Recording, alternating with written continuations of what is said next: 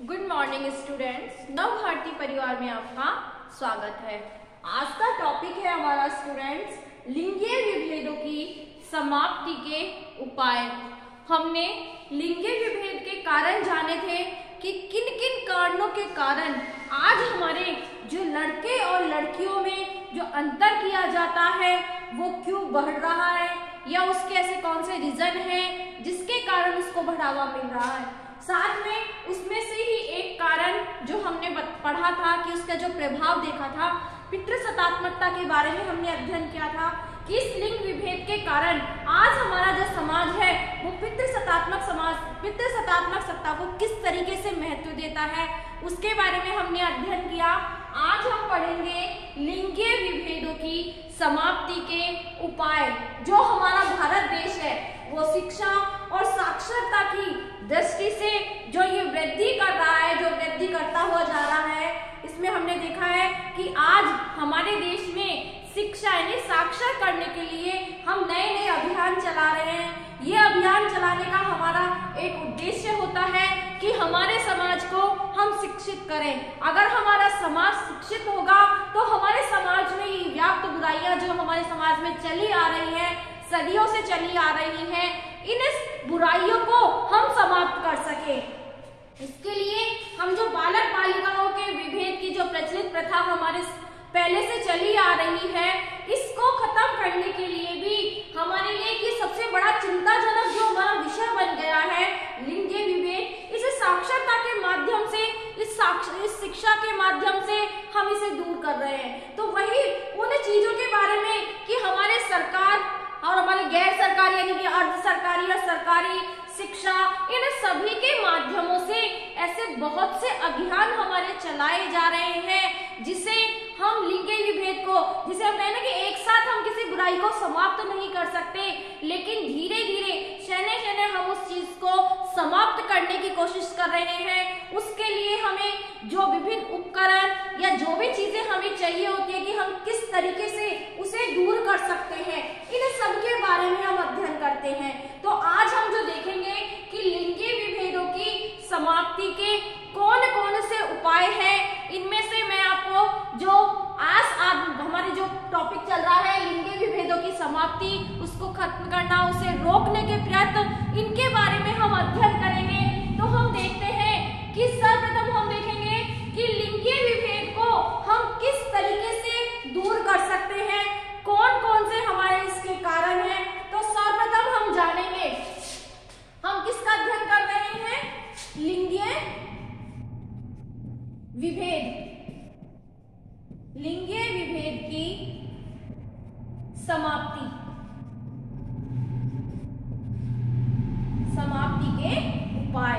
इनके बारे में आज हम अध्ययन कर रहे हैं कि कौन कौन से हमारे लिंगीय विभेद को हम किस तरीके से, जो हमारे देश में आज ये व्याप्त बुराई है, उसे हम किस तरीके से दूर कर सकते हैं। तो सर्वप्रथम हम देखेंगे, सर्वप्रथम हम ये मानते हैं कि जिस भी बुराई को दूर करना है, सर्वप्रथम हमें हमारे समाज को, हमारी जनता को क्या करना है, हमें शिक्षित करना है। तो सबसे पहला आता है हमारा जन शिक्षा का प्रसार, जिसे हम देखें सर्वप्रथम हमारा जन शिक्षा का प्रसार, यानी कि जनता, जन मीन्स हमारे लोग, जनता, इस जनता के अंदर हमें क्या करना है, शिक्षा का प्रसार करना है। इतनी हमें शिक्षित, हमारे समाज को शिक्षित करना है कि वो इस लिंगीय विभेद के परिणाम, दुष्परिणामों को जान सकें कि इसके द्वारा हमारे समाज में किन किन दुष्परिणामों का हमारे समाज को सामना करना पड़ता है। ये जो हमारे स्त्री और पुरुष में जो भेदभाव की स्थिति बनी रहेगी, जब तक हमारे जन साधारण के मध्य हम शिक्षा का प्रचार प्रसार नहीं हो सकता। अगर हमें इस लिंग विभेद को खत्म करना है तो हमें क्या लानी है, यानी कि जन शिक्षा अभियान चलाना है, उसे हमारी जनता को शिक्षित करना है। क्योंकि जो हम एक दीवार खड़ी करके रखते हैं लड़के और लड़कियों में, इस भेद के कारण हम उन्हें पूर्णतः आजादी नहीं देते हैं लड़कियों को शिक्षित होने का। और ये हम मानते हैं कि जब तक स्वयं लड़की शिक्षित नहीं होगी तो वो आने वाली पीढ़ी को भी शिक्षित नहीं कर पाएगी। तो हमें ये भेदभाव जो हमारा तभी खत्म हो सकता है जब हम जनता में इस जन शिक्षा को हम जागरूक अभियान हम चला सके, प्रत्येक जनता को हम शिक्षित कर सके। हमारे वास्तविक अर्थ में हम देखते हैं कि हमारे भारत एक बहुत बड़ा देश है, एक विशाल जन समूह का देश कहा जा सकता है कि हमारी जनसंख्या की दृष्टि से हमारा देश बहुत बड़ा है। उसे शिक्षित हमें किस तरीके से करना है ये हमारे लिए एक चुनौती होती है। इसीलिए हमें इनको शिक्षित करने के लिए इन जन शिक्षा समूह के जो अभियान है उन्हें चलाना होता है। इनके माध्यम से हम देश के कोने कोने में जाकर हम प्रत्येक जनता को हम शिक्षित कर सकते हैं। जो लड़के लड़कियों का हमारा जो आज लिंग विभेद जो हमारा पूर्वाग्रह है उसे मुक्त करने के लिए हमारे लिए ईश्वर की जो दोनों कृतियां हमारी बनाई है, ये कहते हैं ना कि मनुष्य को बनाया किसने है? ईश्वर ने। जब ईश्वर ने हमारे साथ कोई भेद नहीं किया, ये कहते हैं ना कि जो दोनों की कृतियां, एक स्त्री और एक पुरुष, दोनों कृतियां जब हमारे ईश्वर ने इन्हें बनाया है तो हमें सुंदर कृतियों का हमें अपमान नहीं करना चाहिए। और अपमान हम किस तरीके से करते हैं? उन विभेदों के माध्यम से। ये कहते हैं कि हमें ईश्वर की बनाई हुई दोनों कृतियों का अपमान नहीं करना चाहिए, हमें उनका सम्मान करना चाहिए, जिसमें हम मानते हैं कि भगवान ने भी अपने स्त्री यानी कि अपनी पत्नियों को खुशियों से ऊपर दर्जा दिया है। तो वही चीज आज के टाइम पे कि हम क्यों स्त्री को पुरुष से कम समझते हैं, उन्हें भी वही सम्मान मिलना चाहिए समाज में जो पुरुष को दिया जाता है। वो कौन सा कार्य ऐसा है जो स्त्री नहीं कर सकती? हम पहले देखते थे कि लड़कियां गाड़ी नहीं चला सकती, लेकिन आज के टाइम पर गाड़ी छोड़ के लड़की क्या चलाती है? एरोप्लेन का हमने देखे, पायलट भी लड़की बनी हुई होती है। तो ऐसा कौन सा कार्य है जो प्रकृति का या स्वयं मनुष्यों का बनाया हुआ ऐसा कौन सा कार्य है जो स्त्री नहीं कर सकती? इसीलिए हमें इस जन शिक्षा के माध्यम से हम जो जागरूकता ला सकते हैं और इस जागरूकता के माध्यम से हम क्या करेंगे? हम लोगों को ये समझा सकते हैं कि पुरुष होना ये मायने नहीं रखता, या स्त्री हो या पुरुष हो, हमारे शिक्षा का अधिकार दोनों को है। साथ में जो भी कार्य कर सकते हैं वो स्त्री भी कर सकती है और पुरुष भी कर सकती है। ऐसे हम जन शिक्षा का हमें प्रचार प्रसार करके हम लैंगिक विभेद को हम कम कर सकते हैं, जिससे क्यों कहते हैं ना कि एक शिक्षा ही ऐसा माध्यम होता है जिसके माध्यम से हम कोई भी हमारे समाज में जो बुराइयां होती हैं उन बुराइयों का अंत करने का सबसे पहला जो होता है वो है हमारी शिक्षा।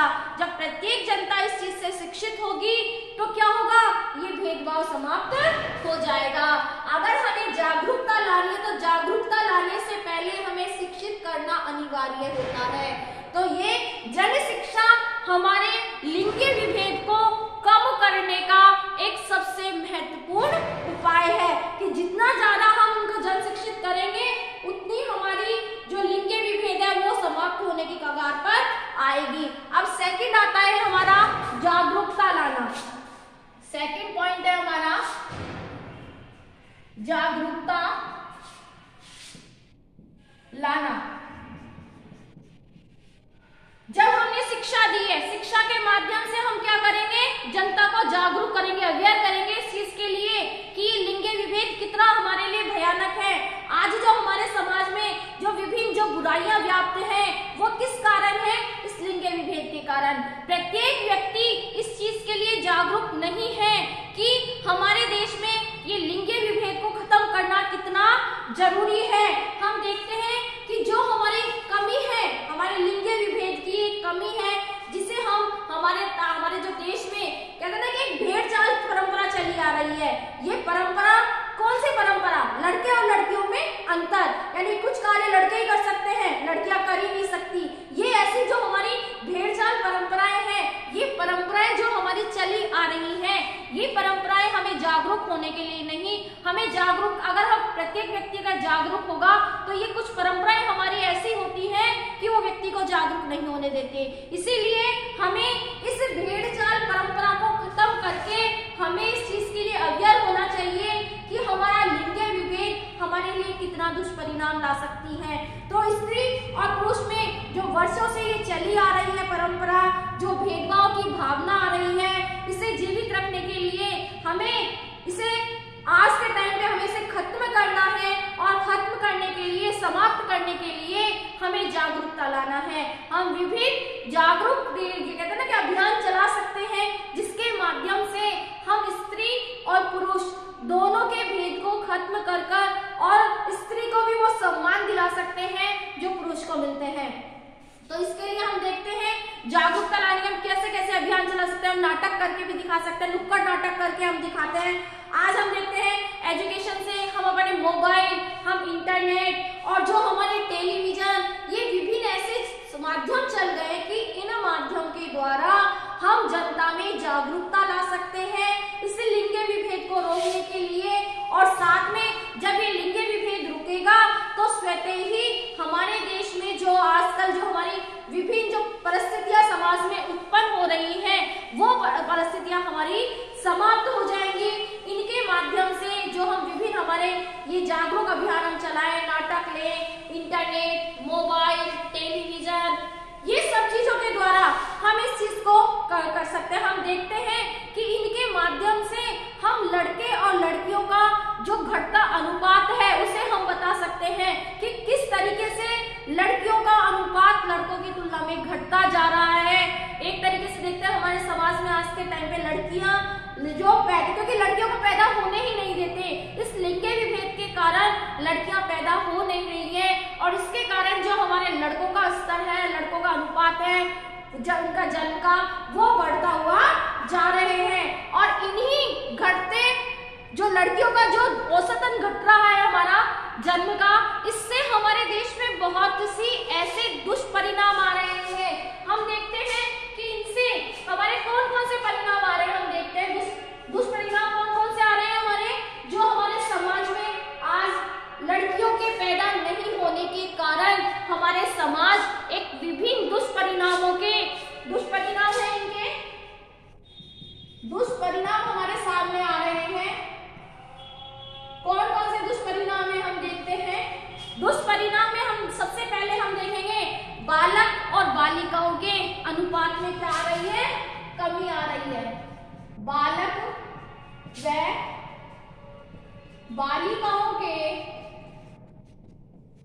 बालिकाओं के अनुपात में कमी,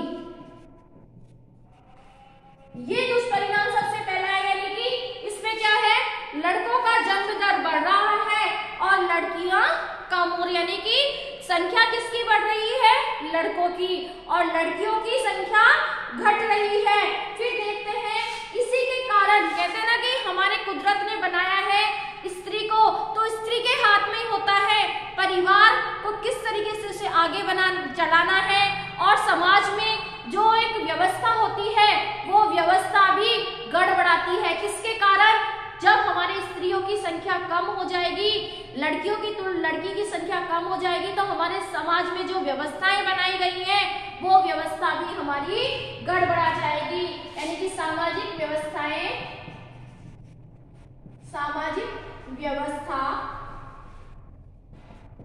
का गड़बड़ाना। यानी कुछ जो हमारी सामाजिक परिस्थितियां होती है समाज में, लड़कियां ही जो कार्य कर सकती है, क्या लड़के कर सकते हैं। विभिन्न जो प्राकृतिक देन है, हम देखते हैं कि किस तरीके से एक लड़की एक स्त्री ही बच्चे को जन्म दे सकती है। ये भी हमारी सामाजिक व्यवस्था है, समाज को आगे बढ़ाने की, परिवार को आगे बढ़ाने की। क्या उस कार्य को पुरुष कर सकते हैं, नहीं कर सकते। तो ये छोटी छोटी जो चीजें हैं हमारी, हम देखें विवाह हेतु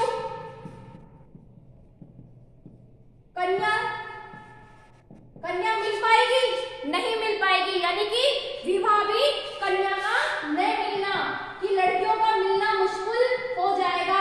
फिर क्या करेंगे, पुरुष किससे शादी करेंगे। तो ना कि स्त्री और पुरुष जब लड़कियां ही नहीं होंगी तो हम पुरुषों को, लड़कों को पैदा करके उनकी शादियां किससे करेंगे। उनका एक तरीके से शादी नहीं हो पाने का कारण क्या होगा, कन्या की कमी। तो विवाह हेतु हमें कन्या भी नहीं मिल पाएगी। हम देखें परिवार अपूर्ण हो जाएगा, परिवार अपूर्णता, यानी कि परिवार कैसा रह जाएगा, अधूरा रह जाएगा। परिवार एक कहते हैं कि स्त्री ही परिवार को पूरा करती है। जिस तरीके से पुरुष का उसमें सहयोग होता है, उसी तरीके से स्त्री का भी उसमें पूर्ण सहयोग होता है। जो हमारे आज हमारे समाज में जो बुराइयां व्याप्त हैं, वो बुराइयों में क्या होगी, वृद्धि होगी। यानी कि हम देखें कि जो आज के टाइम पे लड़के लड़कियों के साथ छेड़छाड़ की प्रवृत्ति होगी, अगर लड़कियां पैदा ही नहीं होंगी तो इन प्रवृत्तियों को बढ़ावा मिलेगा। यानी कि छेड़छाड़ की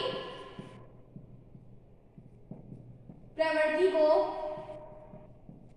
बढ़ावा ये क्यों मिलेगा, इससे लिंगीय जब हम लड़कियां पैदा नहीं होंगी इस लिंगीय विभेद के कारण, तो इन्हीं चीजों का ये जो हमारे समाज में छोटी छोटी हम देखें छेड़छाड़, हमारे बलात्कार, यौन उत्पीड़न, ये सब चीजें जो हमारे समाज में व्याप्त बुराइयां हैं, इन बुराइयों को और ज्यादा बढ़ावा मिलता चला जाएगा।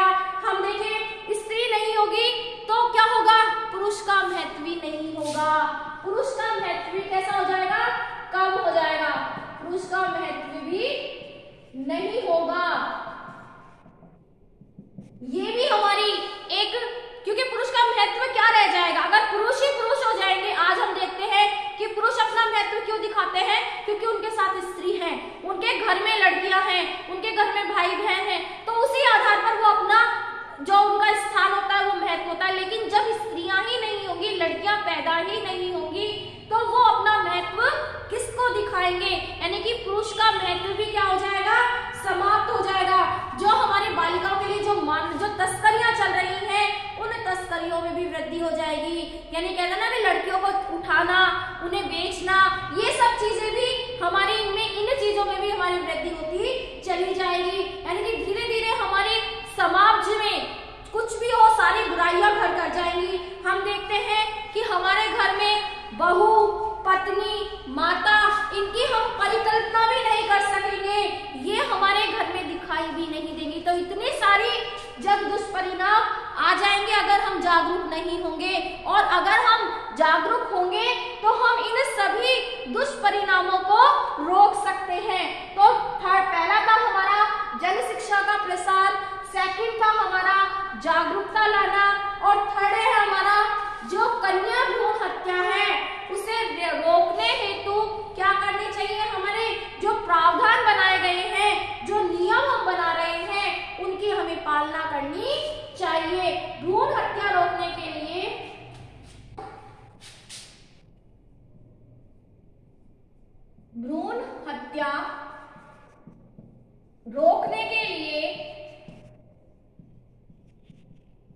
रोकने के लिए प्रावधान जो नियम गवर्नमेंट बना रही है, प्रावधान क्या करना चाहिए, हेतु कठोर प्रावधान व पालना करनी चाहिए, कठोर प्रावधान की पालना करनी चाहिए। ये हमारा इसका फर्स्ट हमारा इसका ये था, सेकंड और ये हमारा थर्ड था। भ्रूण हत्या को रोकने के लिए हमें कठोर नियम बनाने चाहिए। हम देखते हैं कि जो कानूनी रूप से हमारे जो नियम बनाए गए हैं, उन्हें हमें जो कन्या भ्रूण को एक अवैध घोषित करना चाहिए और उनके लिए कठोर दंड नियम हमें देना चाहिए।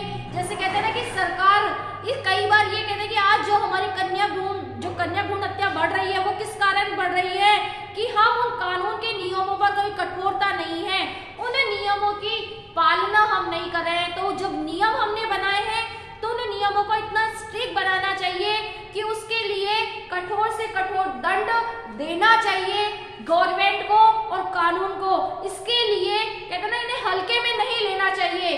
अगर हम जब तक इसके लिए सख्त नहीं होंगे, उसकी कठिनता कठोरता से हम उसकी पालना नहीं करवाएंगे, तब तक हम इस चीज को नहीं रोक सकते। इसके लिए हमें उचित दंड देना चाहिए और जो नियम हम बना रहे हैं उन नियमों को हमें सख्त बनाना चाहिए, चाहे वो गवर्नमेंट बनाए या कानून जो बना रही है। तो सरकार और कानून दोनों को इसमें कठोर से कठोर दंड बनाना चाहिए। साथ में जहां ऐसे चिकित्सक या ऐसे क्लिनिक हम देखते हैं, कई क्लिनिकों पर जो कार्य किया जाता था, ऐसे डॉक्टर को और ऐसे क्लिनिकों को उनके लिए उनके जो लाइसेंस को रद्द कर देना चाहिए। जिससे कि ये काम दोबारा हमारे आगे ना बढ़ सके। इसीलिए हम जो हमारे छोटे कस्बों में, शहरों में इनकी अपेक्षा जो हमारी राजधानियां हैं, महानगर हैं, उनमें ये काम अत्यधिक होते हैं, तो हमें वहां इन चीजों की एक कठोरता से पालना करवानी चाहिए। ऐसे नियम बनाने चाहिए जिससे कि उन नियमों के कारण कोई भी उन नियमों का उल्लंघन ना कर सके। अगर हम उसमें कठोरता नहीं दिखाएंगे तो हम उस नियमों की पालना नहीं करवा सकते। जिस भी नियम की हमें पालना करवानी है तो हमें उसे कठोरता को हमें ध्यान में रखते हुए, यानी कठोर नियम बनाने चाहिए जिससे कोई भी उल्लंघन ना कर सके। फिर आता है हमारा बालिका शिक्षा का प्रसार।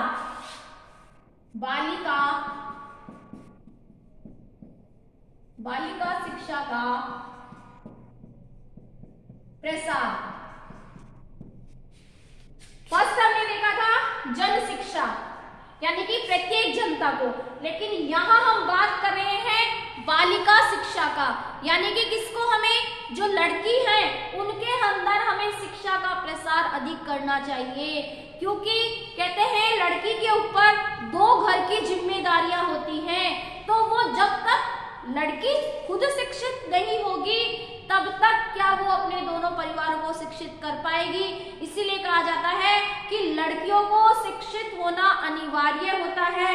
बालिकाओं को जो हमारा शिक्षा का स्तर है, व्यापक स्तर है, उसे हमें लिंग विभेद को कम करने में हमें क्या मिलेगी, सहायता मिलेगी। क्योंकि जब एक घर की स्त्री स्वयं शिक्षित होगी तो वो क्या करेगी, अपनी आने वाली पीढ़ी या अपनी पुत्री को भी वो शिक्षित कर पाएगी। तो अगर हमें लिंगीय विभेद को समाप्त करना है तो सबसे पहले हमें बालिका शिक्षा पर जोर देना चाहिए और प्रत्येक लड़की को शिक्षित करना चाहिए। क्योंकि हम मानते हैं कि लड़की का जो उत्तरदायित्व होता है घर परिवार का, वो लड़कियों के ऊपर सबसे ज्यादा होता है। उनके परिवार के उत्तरदायित्व भी उनके पास होते हैं। ये सभी विभिन्न उत्तरदायित्व को निभा सकती है सही ढंग से कब, जब वो स्वयं शिक्षित होंगी। इन महिला साक्षरता में हमने देखा है कि जिस राज्य की जो महिलाएं शिक्षित हैं वहां पर हमने देखा है कि वो अपने परिवार को भी अच्छे से संभाल रही है, साथ में वो सरकारी में भी, जहाँ कहते हैं ना कि दोनों का आर्थिक रूप से भी अपने पुरुषों की जो अपने पतियों की वो सहायता कर रही है। और उसमें हमने देखा है कि सबसे पहला जो हमारी बालिका शिक्षा के माध्यम से महिला शिक्षा दर में देखते हैं तो सबसे पहले कौन आगे है, हमारे केरल। केरल हमारा किसमें है, फर्स्ट नंबर पर है, प्रथम स्थान पर महिला शिक्षा पर। महिला शिक्षा साक्षरता दर जो है वो केरल की सबसे ज्यादा है, वहां की स्त्रियां सबसे ज्यादा शिक्षित मिलेंगी। फिर आता है हमारा लक्षद्वीप, ये हमारा द्वितीय स्थान पर है। और थर्ड स्थान पे कौन सा है, हमारा मिजोरम। थर्ड स्थान पर क्या है, मिजोरम। ये तीनों हमारी शिक्षा अनुपात में सर्वाधिक हैं। हमारे भारत देश में ये 3 राज्य जो हैं, ये तीनों हमारी साक्षरता, महिला साक्षरता की दर से प्रथम स्थान पर केरल, सेकंड स्थान पर लक्षद्वीप और थर्ड स्थान पर हमारे मिजोरम है। जिसमें हमने देखा है कि ये जो शिक्षा का प्रसार चलता है इसमें हम यहाँ पर जो यहाँ की जो स्त्रियां हैं वो सबसे ज्यादा आपको सरकारी नौकरी में भी मिलती है। तो कैसा असर है, क्यों है ये इसीलिए है कि वहां लिंगीय भेद कम है, वहां पर शिक्षा के क्षेत्र में यहाँ पर महिलाओं को शिक्षित करा जा रहा है। तो हमें अगर लिंगीय विभेद को समाप्त करना है तो ये हमारा है कि हमें महिलाओं को भी शिक्षित करना चाहिए। और इसके जो हमारे आगे के भेद है समाप्ति के, वो हम नेक्स्ट वीडियो में पढ़ेंगे कि कौन कौन से इसके और भेद हैं।